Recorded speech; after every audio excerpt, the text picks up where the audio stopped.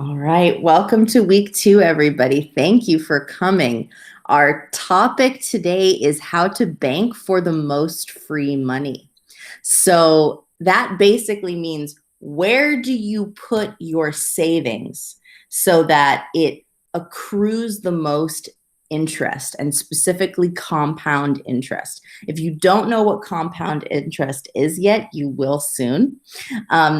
Before we dive into different types of bank accounts and their advantages and disadvantages, and taking a look at the banks offering the best interest rates for you right now, we're going to reflect a little bit on the types of accounts you already have. So let's start class out by discussing, do you have any bank accounts beyond a regular checking or savings? If you don't, you're like 99% of people out there, so no shame. Do you have any bank accounts beyond a regular checking or savings account? You can respond in the chat. So I'll start the chat out here. You can respond in the chat, or you can unmute yourself and share. I love to hear your voices, but it's really up to you guys what you want to do. So what bank accounts do you have beyond a regular checking or a regular savings? I'll go. I also opened recently a Robinhood savings account where you can purchase stocks at a very micro amount. And I also have the Stash one too, because I couldn't decide which app I thought I would like better. And I've recently opened a business checking and savings account as well. So in addition to the personal, I've gone That's that wonderful. Does your business checking and saving, do either of those accounts accrue compound interest? They will once I raise myself above their minimum requirement, and I'm not paying. Right. Yeah. I have to capitalize Ain't that a bitch? I know. but right now they're charging me the fee to have my services there. But that's just for the first month or two. Stash, so what Patricia's talking about, Stash and Robinhood, basically they're apps where you can do your own investing, and you can, you could buy $1 million worth of stock, you can buy 10 cents worth of stock through these apps, and they're very user friendly. They sort of guide you through. When we do our, I think it's week 4, our class on fundamentals of trading, so buying and selling stock, we'll take a look at those apps. Anybody else, do you have anything beyond a checking or savings account? Or if you just have checking and savings, you can put that in the chat. But the idea is, if you're here, we want to hear from you. So do you have just a checking, just a savings? Anything beyond that? What do we got out there? What is our class rolling with? So if you just have a checking, you can be like, yeah, I just have a checking account and I'm here to learn more. Or if you've got something a little bit more advanced going on, please share that, because, excuse me, it helps everyone else get great ideas for what to do. I'm sure everyone's like, ooh, what's a Stash account? What's a Robinhood account? I want that. So if anyone has something you want to share. Oh, Susan has a Schwab account. Hi, Siddhant. Chris has a brokerage account. Gabby has a 401k, and Siddhant has a savings. Okay, awesome. So Susan has a Schwab. A Schwab is a brokerage account. That's basically an account where you put your money in and the bank invests it in the stock market for you. And the cool thing about a brokerage account, we're going to learn more about that later, is you basically can't lose it all. If you give them 10 grand to invest for you, it's insured by the government. So at the very worst, you'll be where you started. But I've never heard of a brokerage account where someone didn't at least have a little bit of growth. They might make you money and then lose a little bit of the money they made you, but they'll never lose your initial deposit. So Susan and Schwab and Chris's brokerage, those are 2 ways of saying the same thing, basically. Gabriella has a 401k. investment accounts set up by your employer to help you save for retirement. And we're going to go into whether it's best to leave your money in a 401k or transfer it to another type of account to get the best returns.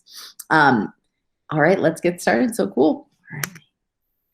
Before I get into these types of accounts, I want to touch on a spending crisis that we're currently experiencing. So in the USA, we have a lot of financial crisis going on at every level, but one of our crises are a spending crisis. 1 in 3 Americans have $0 saved for retirement. So that's no retirement savings at all. So if you even have $1 saved for retirement, you're doing better than 33% of people. So, and if you look at the graph here, only 5% of people have $200,000, which is kind of the bare minimum to, assuming you live 10 years after retirement in a pretty inexpensive place. 42% of millennials, so that's people who are currently between the ages of about 18 and 35 at the moment. 42% of millennials have not begun saving for retirement.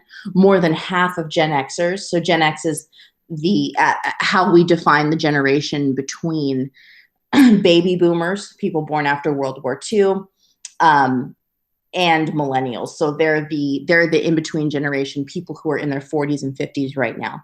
More than half of them have less than 10K saved for retirement. So these are people that should be retiring in the next 10 to 20 years, and they only have 10K or less saved for retirement. That is a crisis. That is a problem. And before we can effectively manage our bank accounts and figure out which accounts are best for us, we have to have some savings to put in there. So let's examine this question. Why don't Americans save the way other wealthy nations do? Let's take a look at these household savings rates around the world. So the US is 4.9%, which means that in the US, on average, people save 4.9% of their income. And this is so much lower than countries like Sweden, where they save 15.8%, Germany 9.6%, Switzerland 17.8%. So it's comparing the US to other similarly productive, wealthy countries. It's not comparing the US to other countries globally because that wouldn't really make sense. But it's comparing the US to other choice countries where income rates are similar to that of the US. So what do you guys think? Why don't Americans save the way other nations do? What do you think is the reason for this crisis? Why aren't we saving the way people in Luxembourg or Switzerland or other wealthy countries are saving? What's going on? I mean, it's a crisis. It's crazy. I don't know what we're going to do. Like, we don't work till we're dead. Like, can't do that. You get too old to work at some point. Like, why aren't we? What do you guys think? Unmute, type it in the chat. Is anyone else going to go? I'll say something because I always do first. Yes, please. I love it.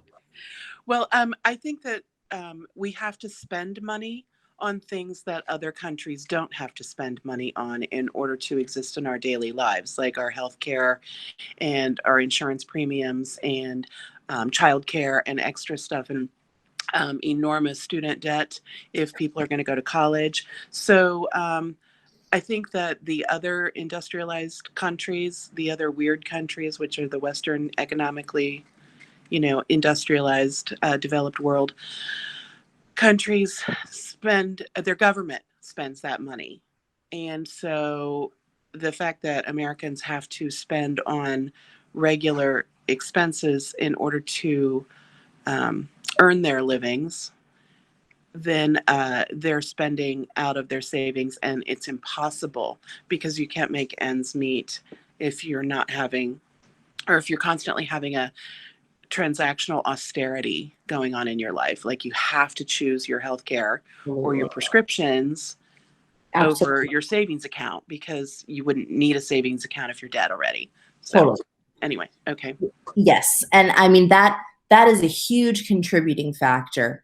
Um, the all the out of pocket costs that we incur in the United States compared to other wealthy countries, because we don't have the level of social services that other places like Germany or Japan offer. Siddhant had a great contribution as well. He says they live on credit cards. And yes, that is the US, it is very common for us to subsidize our lifestyle with credit. We think, oh, I can't afford to get that new $1,000 iPhone, but I have a credit card. I have 1,000, I can spend $1,000 on this and get that new phone and give the appearance of wealth and prosperity, right? So that is a culture in the US too. We think of our income as being whatever we make plus what we have available to us on a credit card. Dangerous way of thinking. Yes, living to impress. Siddhant, you would have loved our week 1 class. Last week we talked about the mindset of US consumers, which is this, oh, you saw it. Excellent. Oh, thank you. What a great student. So that's that mindset of you want to give the appearance of wealth and success at all times, whether or not that is a fact of life for you, and making sacrifices and not, showing off or flashing whatever whatever you have, whether it's on credit or not, is very common. Yeah, yeah, Oh, please continue. Please continue. Add on. yeah. I just joined you today. Only I seen your on Instagram, and I was also looking for someone for a mentor, so they can. Oh, that's wonderful. I'm so glad you're here, and it's wonderful to have the perspective of someone from another nation, because our mentality around spending and saving in the United States is it can't continue, right? It's unsustainable. We can't keep going on this way. Yeah, yeah, We just can't. And while Patricia is absolutely correct that we have a lot more out of pocket costs. American families and individuals have a lot more out of pocket costs compared to other countries. Taking personal responsibility for our spending is pretty much all we can do. We can vote for the candidate we think is going to give us the best benefits or the most help preserving our money, but at the end of the day, really the only thing we can do is take personal responsibility. And purchases of non-essential goods and services as a share of total consumer spending has been increasing since the 1960s. I mean, there was just less stuff to buy back in the day. It wasn't about the latest TV, the latest cell phone. People had, maybe 7 to 10 outfits, not 20 to 30. So I have these maybe a little difficult prying questions that you don't have to answer, but reflect on it. Do you have cable? If you have cable, cancel it. What do you need cable for? It's 2020. It's just an unnecessary bill. So if you have cable and you are in a position where you're really trying to save money, if you don't have at least 10 to 20K in savings right now, cancel your cable. It's just draining your money. You can get any information or entertainment that cable can provide for you free online. Are you eating out or ordering in more than twice a month? If you are, set 2 dates per month where you're allowed to eat out or order in. 2 special days, and that's it. Are you always upgrading your phone? Stop doing that. I've got an iPhone, I don't know what this is, iPhone 8. Works perfectly well. There's no reason to be spending $1,000 per year on a new phone. Just show other people that you have it. Do you have more clothing than you wear? Sell it. Sell what you're not wearing. There's all kinds of online marketplaces where you can sell your used clothing and call it vintage and maybe get more money than you actually paid for it. Poshmark is my favorite one. Do you buy more than you intend to when you go out? So when I was a younger me and I was really focused on saving, I left home at 15 with not a cent in my pocket. I didn't have anything. Actually, all the money I had saved from getting tips working at my parents' bakery, they kept when I moved out. So I had nothing.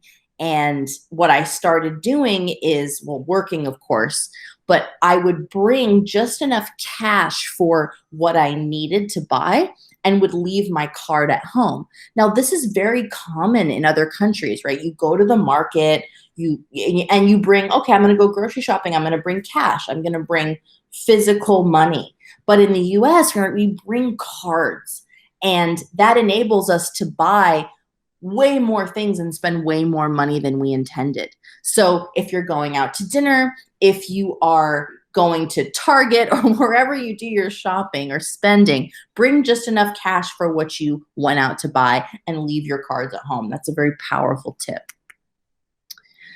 Stop doing the following things until you have at least 20K in savings.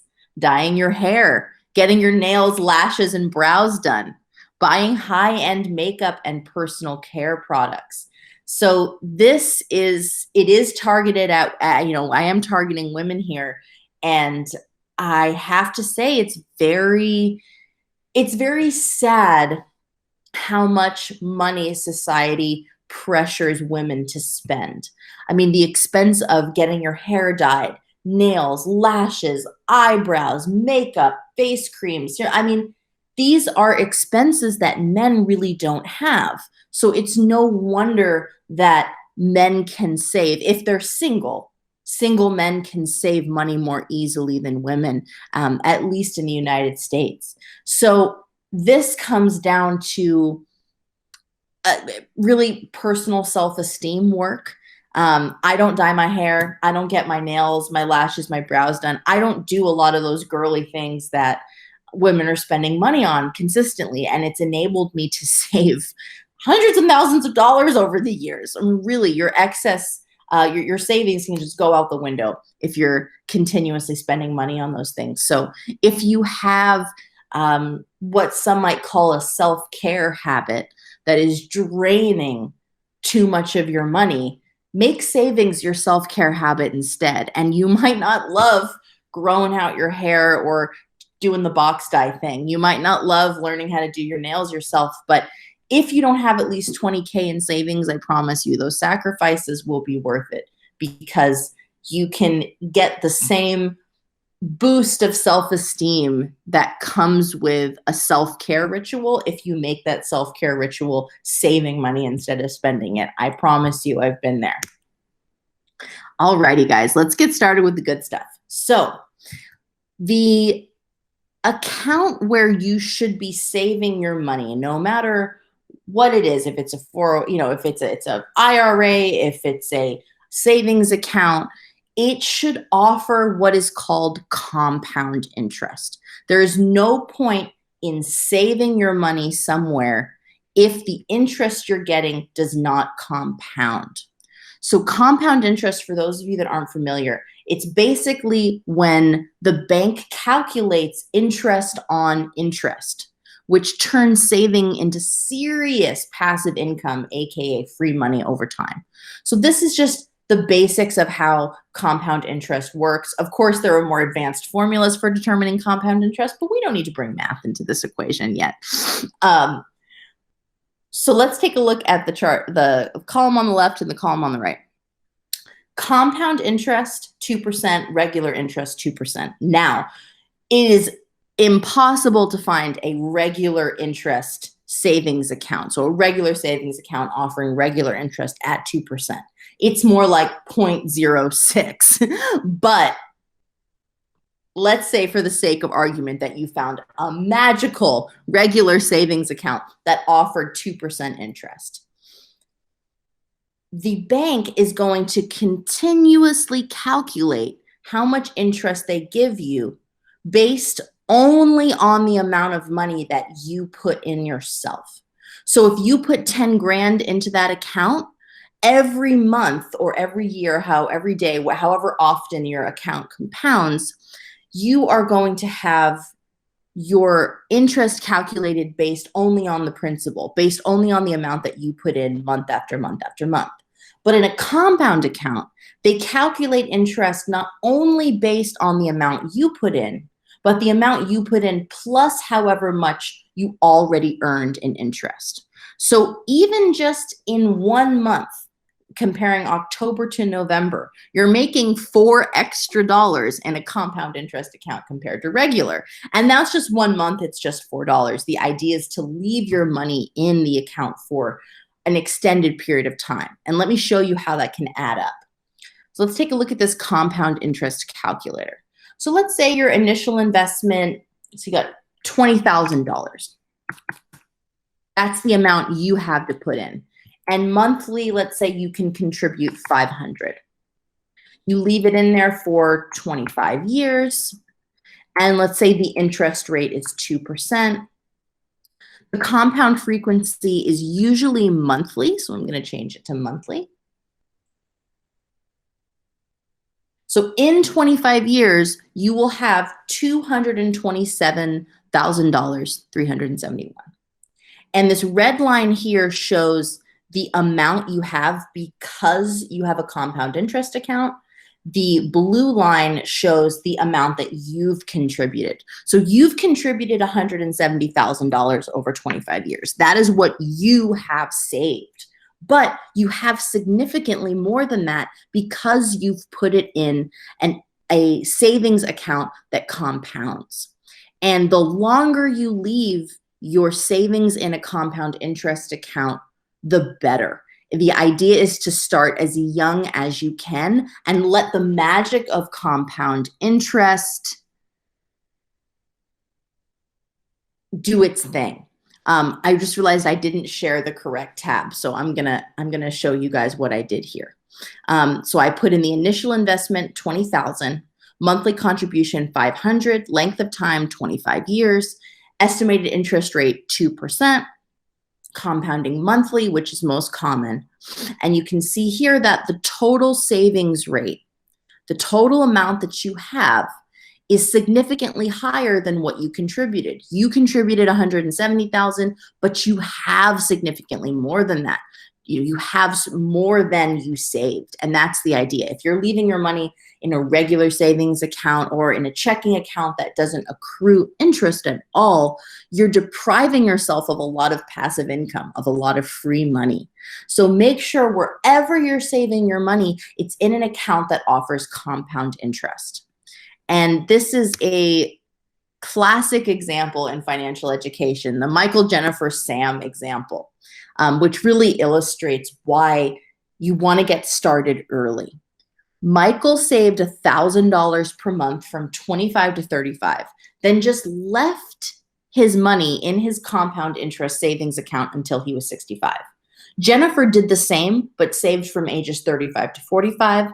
Sam did the same thing, but saved from 45 to 55. So Michael, Jennifer, and Sam all saved the same amount of money in terms of what they put in. They all saved $1,000 per month for 10 years. But because Michael got started early,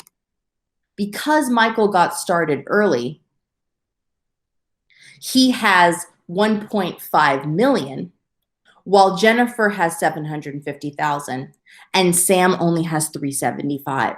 So each of these three people saved the same amount for the same amount of time. But because Michael got started at 25, he has enough to retire while Jennifer and Sam do not.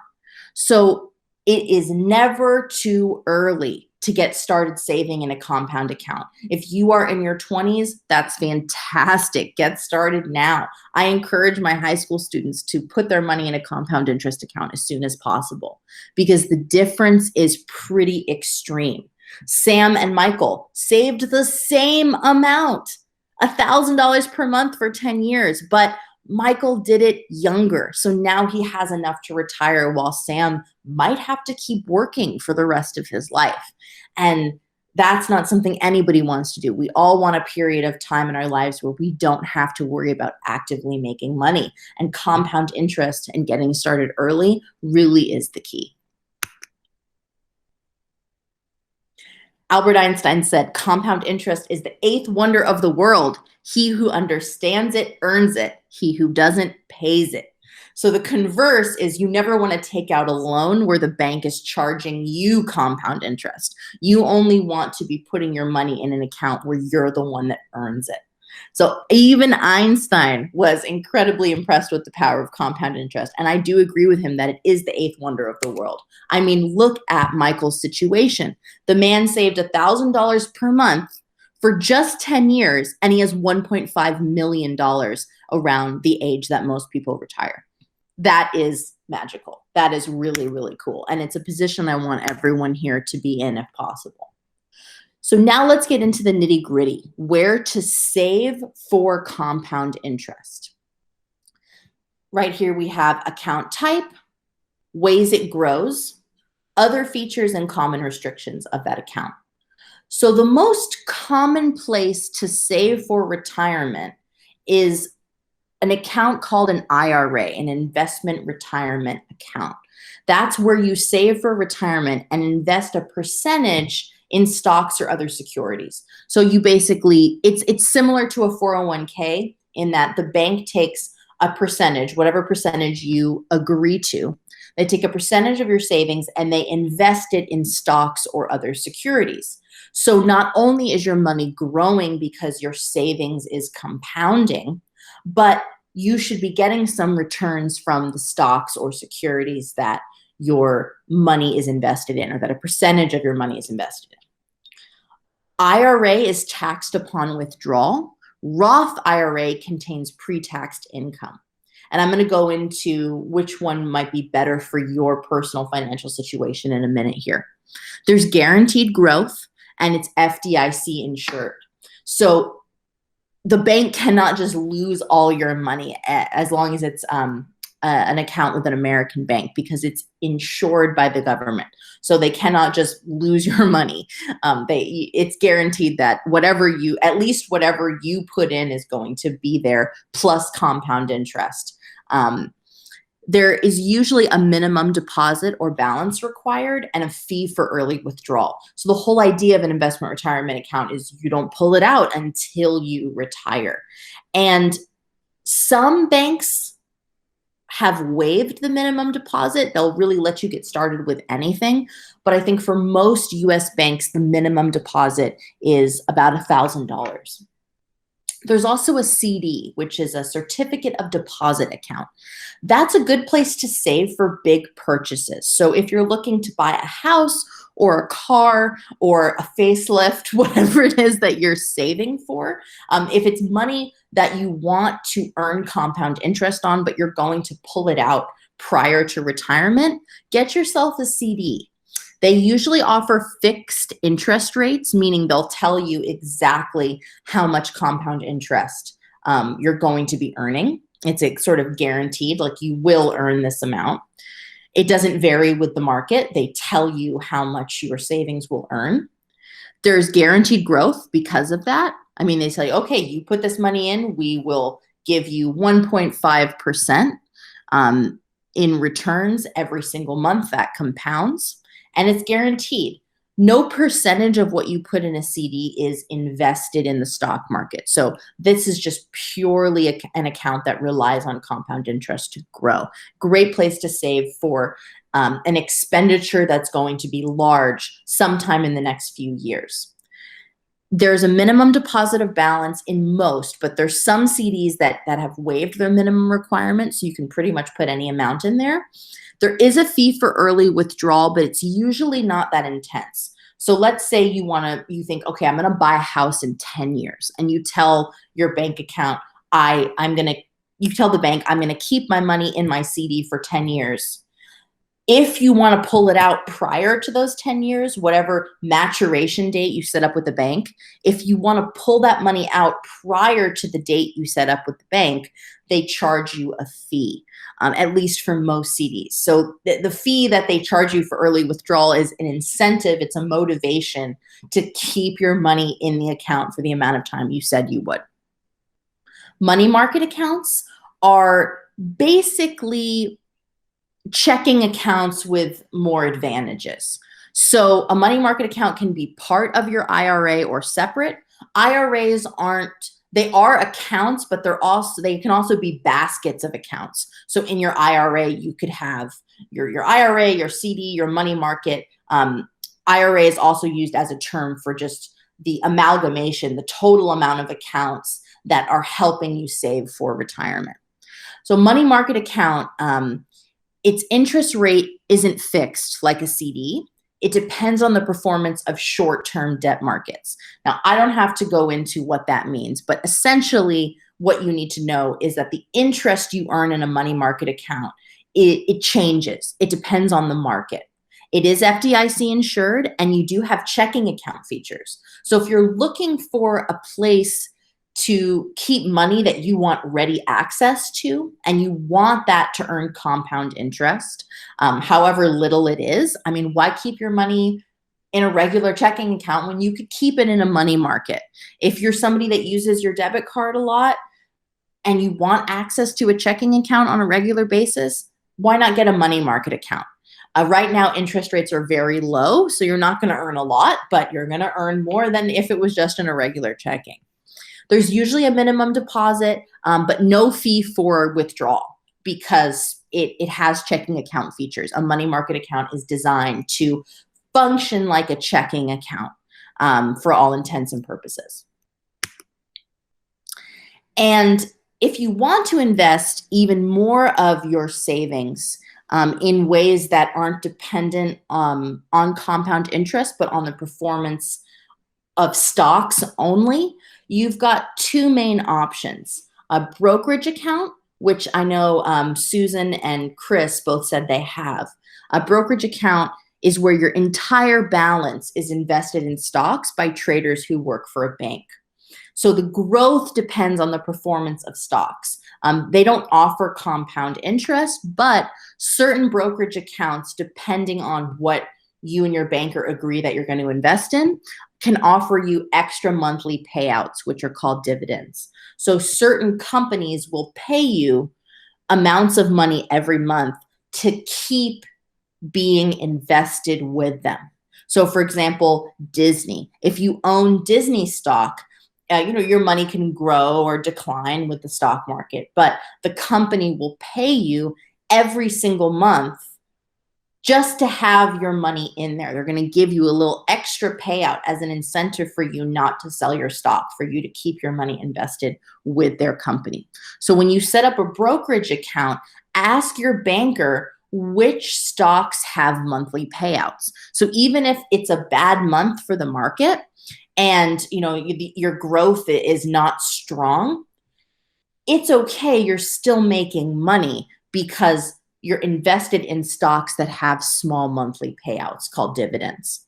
Brokerage accounts are also FDIC insured as long as it's a brokerage account opened through a major US bank, which means if you start out contributing, let's say $10,000, the bank cannot lose that money, right? You at least will have whatever you started with, plus dividends you've earned and growth based on the performance of the stocks that you've invested in.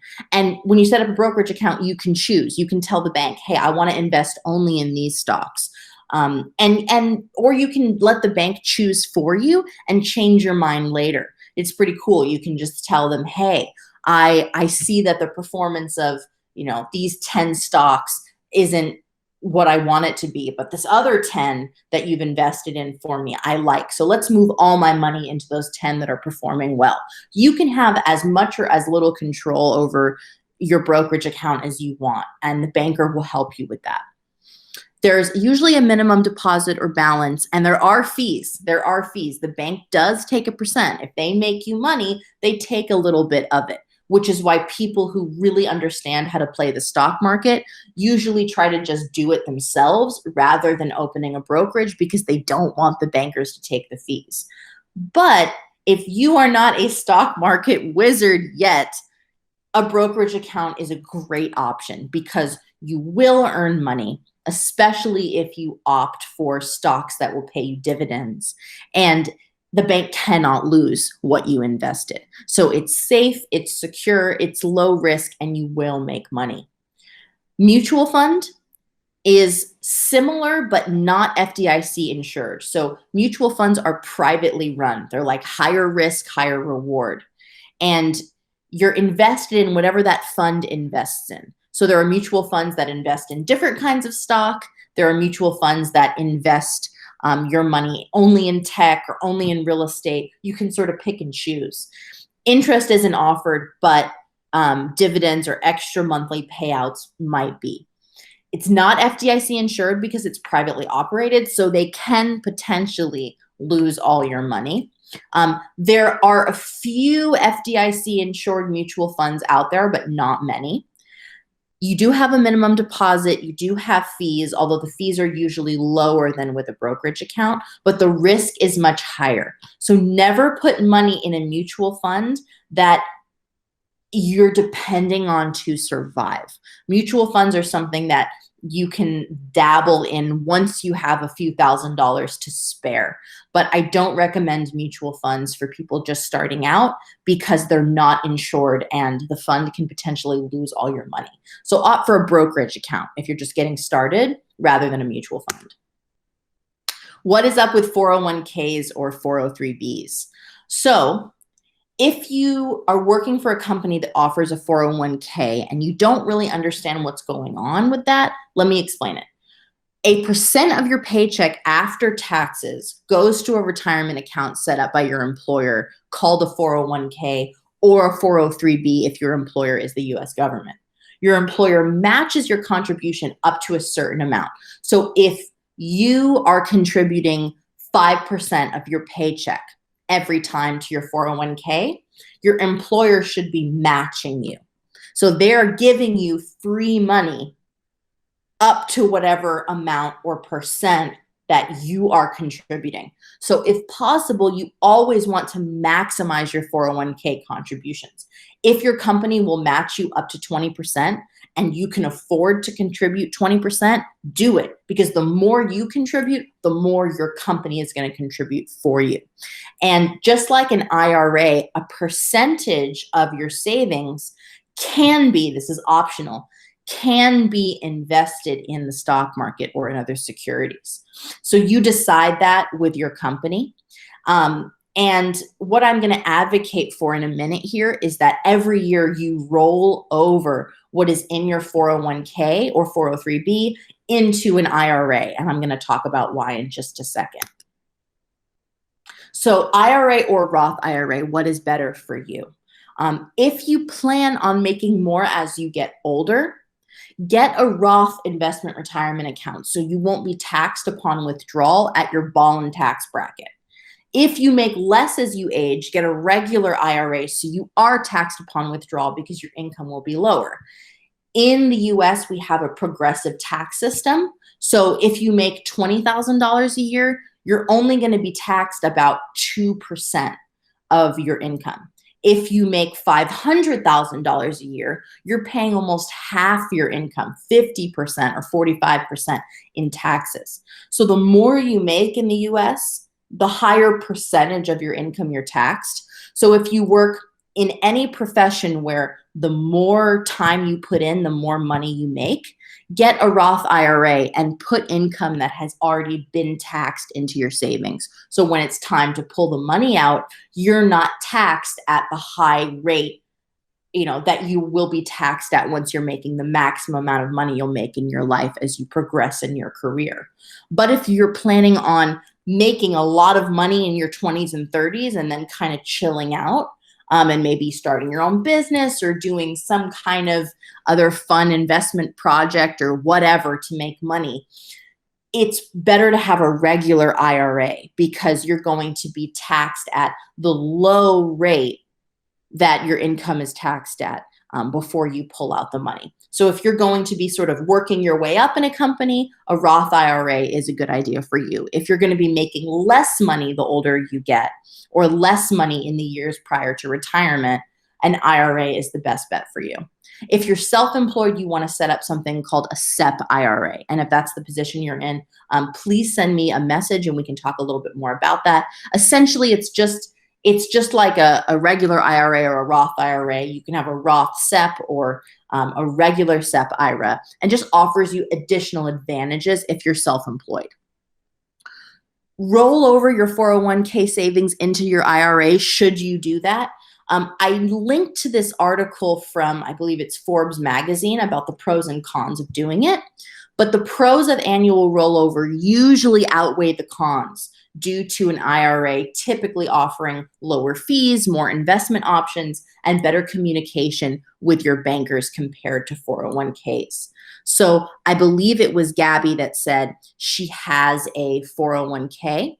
And Gabby, what I would advise you to do, unless you work for a company that offers stock options that are increasing in value, I would roll over your 401k savings into an investment retirement account. Because if you set up an investment retirement account, the bankers are going to treat it like it's your property, it's your account. They're going to communicate with you like you're the master of the universe, right? It's easier to get a hold of somebody. It's easier to change things up. There's lower fees, or the fees that, if a fee is high, it's kind of negotiable because they want to keep you there.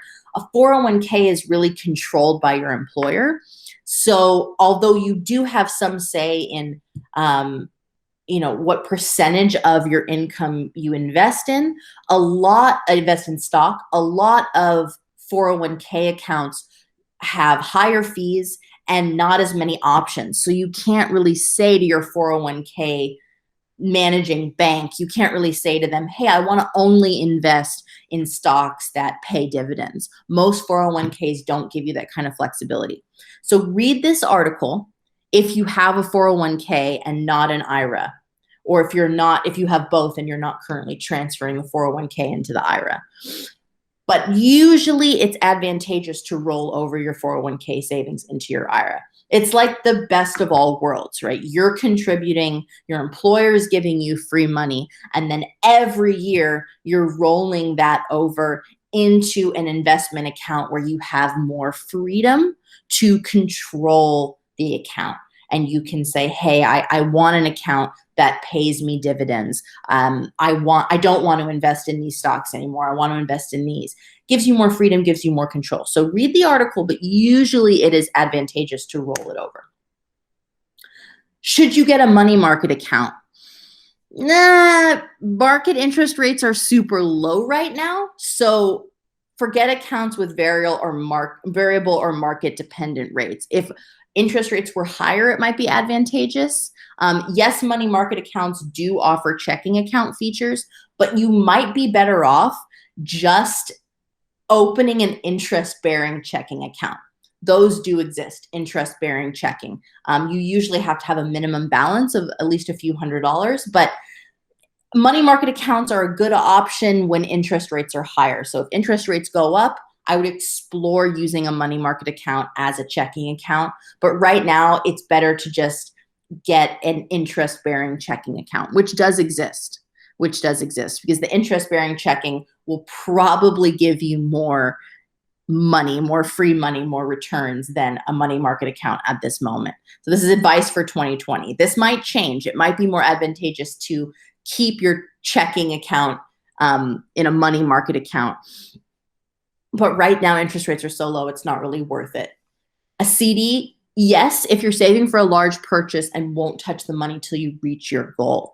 Some people, save for a car or a house in their IRA, and that can really mess you up, because if you're saving for a house or a car or a purchase in the near future in an IRA, the fee they're going to charge you is going to be really high to pull your money out early. So if you're saving for something that you're going to buy in the next few years, it's better to have the money in a CD account or in a brokerage account, as long as the brokerage account isn't charging you for withdrawal in the next few years.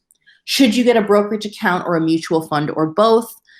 Short answer, brokerage account if you're just getting started with financial concepts, because it's lower risk and insured.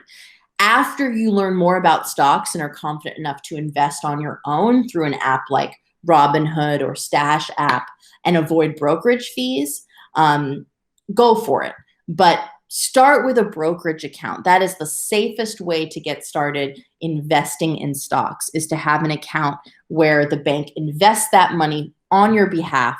You can have input in what they invest in or what they don't after you've been invested with them for a while and you're looking at your returns and how things are going. My husband has had a brokerage account for several decades, and he wishes that he would have been managing it a little more closely, because a lot of brokerage accounts, they'll just keep you invested in the same 30 stocks and not really change it. So if you are somebody who's interested in maximizing returns, which we all are, the best thing to do is to keep a close eye on that brokerage account. See which stocks the bank has invested in for you that are performing well, and invest whatever money you still have in the stocks that aren't performing very well in the high performing stocks. So get a brokerage account, keep a close eye on it.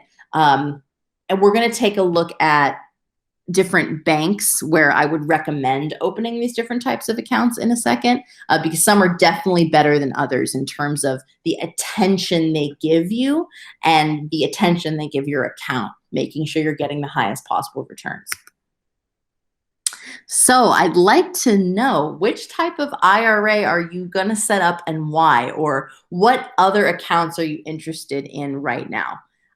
So I would like to hear from you guys. You can unmute, or you can type in the box. Which accounts are you guys interested in right now, that you've learned about for the first time? Where were you thinking about putting your money after you've learned what you've learned today? So I'm gonna, as you guys think about that and respond, I'm gonna go through the questions.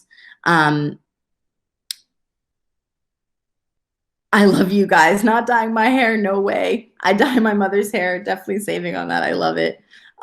Great, Susan got the link for the slides. Thank you, Siddhant, for helping her. So Patricia asked, what do you think about a self-directed IRA? It just depends on how much knowledge you have. So if you have the knowledge to direct your IRA, if you want to be in total control of what is invested and how much and when and this stock or that stock, if you want to have that kind of control, if you have that time and that energy, self-directed IRAs can be great, but you want to make sure that you have a pretty good grasp on stocks already. Yeah, Clarity. Getting started. Yeah, Clarity. The thing that I was curious about with the self-directed IRA is I heard that was one where you can use it for more than stocks or options. You could actually use it for buying your house or your real estate or something like that. And I don't know if it's because, I don't think you can live in the house or something if you buy it through your investment account. But I thought it was a way that you could buy something with your investment account besides stocks. That's why I asked about the self-directed IRA. So I don't know that to be true. I just what I heard. So banks are they're getting in order to compete with self-directed IRAs. So let's just I'm glad you bring that up, because self-directed IRAs are very in vogue right now. Basically, it's an account that you control yourself. It's really not through a bank. You still earn compound interest, but you can invest in whatever you want. I mean, there's things as fancy as investment properties. You can go in on investment properties with other investors. You can invest in small businesses and get returns. You can give loans to other people with your savings. There's a lot more you can do. In order to compete with that, there are a lot of banks that are offering more exotic investment options beyond stocks. So when we take a look at the banks I would recommend opening an IRA with, I think a lot of them are going to offer some of the same benefits as a self-directed IRA while making everything FDIC insured. So it's nice to have the backup of that insurance. And if you're self-directing all your investments, it's really all on you. It depends how confident you are that you're making the right decisions. Gabby says she wants to roll over her 401k. Perfect. Yeah, I think I would read that article just to make sure. If you don't, you see, she says her company offers stocks. Okay, so Gabby, if your company is offering, if your company has given you stock as part of your 401k and the stock is doing really well, you might not want to roll it over. So it depends on the performance of the stock. If your company is growing and doing well, you might want to keep it where it is, because sometimes when you roll it over, the stock is not going to appreciate as much as it normally would. So I would check out that article. Oh, it's Starbucks? Okay, actually that's an interesting one. Gabby, if you send me an email, but I'm going to put my email in here, and we can work together to decide whether rolling over is the best idea for you. Because if you have a significant amount of stock, and it will eventually appreciate in value. I know Starbucks is having a tough time right now, but eventually they'll probably be okay and it'll level out. I think rolling over is sort of up in the air for you. Well, let's think about it. I think if you roll it over, you want to make sure that you can keep the same returns from the stock that you would be getting if you kept it in the 401k. And that might be more of a question for the bank that you're going to open up your IRA with. And speaking of that, let's check this out. So we have all these different account options, right? Brokerage accounts now, and CDs and IRAs. What bank? Where should I open this stuff up? Should I do it with the bank I already have? Probably not. I am a big fan of going where the returns are, even if it means you have 3 different types of accounts with 3 different banks. So NerdWallet is a great resource for tracking current returns. So, it basically tells you what banks are offering you the most benefits. So let's check out their top picks, best of banking, and let's look at, for example, best CD rates at the moment. So it'll give you a list of banks that are offering the best possible returns, and it tells you also what your minimum deposit is. Ally doesn't have a minimum. And I think, it's Consumers Credit Union only has a $250 minimum. So if you're starting out with, an amount less than $1,000, which is what the big banks require for a CD, or most IRAs, there are options for you here. So it compares the 1-year, 3-year, 5-year interest rates. These are fixed, by the way.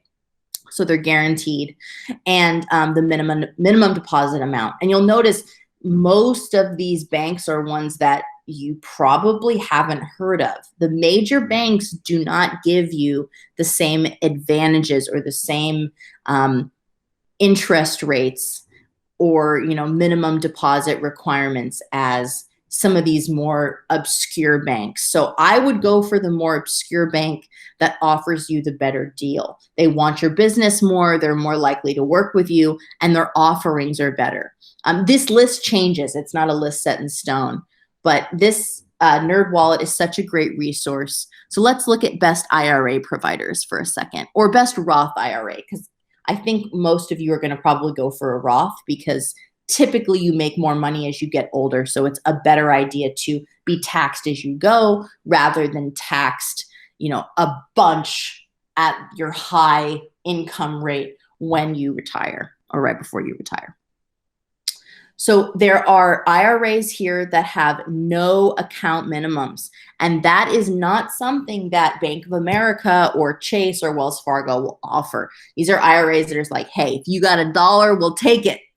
and it tells you what they take. Oh, it looks like SoFi, 0% management fee. They offer free career counseling. So there are cool advantages here if you check out what's best for you. So like Gabby, let's say you call up Betterment or SoFi and you ask them, hey, I've got, I work for Starbucks. I've got some stock in my company. And I've also got, this is my situation. They can advise you whether you'll make the most money with them or leaving it where it is. It's not very advantageous for them to give you the wrong advice. They're pretty interested in your returns and you making more and being happy with their account. So, Gabby, I would also be happy to be on that call with you when you call one of these banks or the bank of your choice and set up your IRA. But it really depends on the amount of stock that you have in your company. If you have a bunch of Starbucks stock, might be better to leave it where it is. If you just have a little bit and it's not growing very fast, probably is going to be better to transfer into the IRA. But you should definitely get on the phone with one of these banks. Explain your situation. If you don't know your situation, like if you're not sure how much stock you have or how much growth it is, just find out from Starbucks what kind of access information, what sort of login you need to check your account, so that you have that information available when you open up your IRA. All right. I am going to close out class by announcing what's coming up next. So next class is on sources of passive income. So basically how to help your money grow, how to invest in ways that are going to make you money from the money you already have without you having to do a lot of additional work. That's the topic of our next class. It's going to be October 25th at 3 p.m. or the following Tuesday, which would be October 27th. So for you guys, if you're going to stick with the Tuesday schedule, I'll see you October 27th. Just a reminder, a recording of today's class will be uploaded to YouTube. Week 1 has already been uploaded. Every Sunday class repeats Tuesday. And reach out to me with any questions or concerns. So I don't want you guys to feel like, because class is over, you can't reach out to me. Just yesterday, I was on a student from my Sunday class was opening a brokerage account, and he was calling up the bank, and I was on the line with him, just to make sure he was asking the right questions. So if you'd like my presence on a phone call with a bank, opening up a new account, or you want to email me or have, another video conference, one-on-one, I'm here for it. I'm here for it. It's always free. That's the whole idea of It's FinLit. It's for you to have a real teacher and a real instructor that you can engage with. And I'm here for you guys. I'm here for my students anytime. You want me to get on the phone with you on your behalf, or you want some personal one-on-one investment advice, I'm here for you guys. Absolutely. So any questions before we conclude class? Oh, Patricia said, Sadat, you're so welcome. Patricia asked, do you have to set up an account with NerdWallet? No, you don't. It's just it's just free information. Free information. Okay, you guys are so welcome. Anything else that you need, you can hang out in the chat right now, and we can talk, or email me and we can set up a personal appointment for me to assist you with whatever it is you need.